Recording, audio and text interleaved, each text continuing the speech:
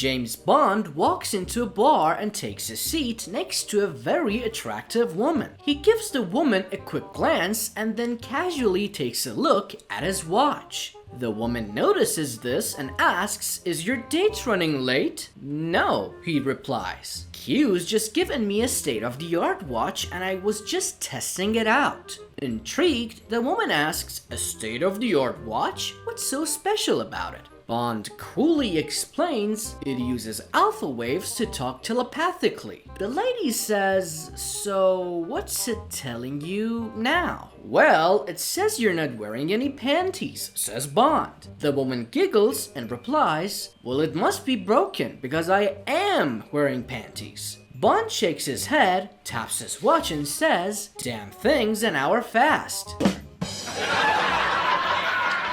A man wakes up one morning with the worst hangover and no recollection of the night before. Slowly opening his eyes, he sees a bottle of aspirin and a glass of water on the beside table. He looks around the room to find his clothes are neatly folded on the dresser with a clean shirt on top. The bedroom is immaculate. On the beside table is a note that says, "Darling, your breakfast is in the kitchen. I love you." Downstairs, he finds his favorite cereal, croissant, fresh OJ, and freshly brewed coffee waiting for him, along with the morning paper and his 15-year-old son, who is finishing his own breakfast. "Tell me, son," he asks, "what happened last night?" "Well," says the boy, "you came home so drunk you didn't even know your own name. You nearly broke the door down. Then you were sick in the hallway.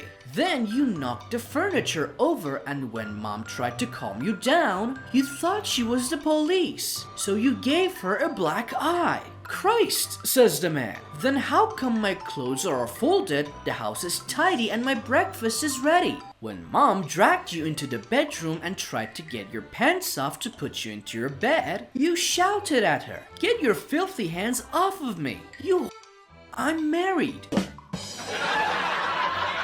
Husband and wife are waiting at the bus stop. With them are their 8 children. The blind man joins them after a few minutes when the bus arrives. They find it overloaded and only the wife and her 8 children are able to fit in the bus. So the husband and the blind man decide to walk. After a while, the husband gets irritated by the ticking of the blind man's stick and says to him, "Why don't you put a piece of rubber at the end of your stick? That ticking sound is driving me crazy." The blind man replies, "If you had put a rubber on the end of your stick, we'd be sitting in a bus right now."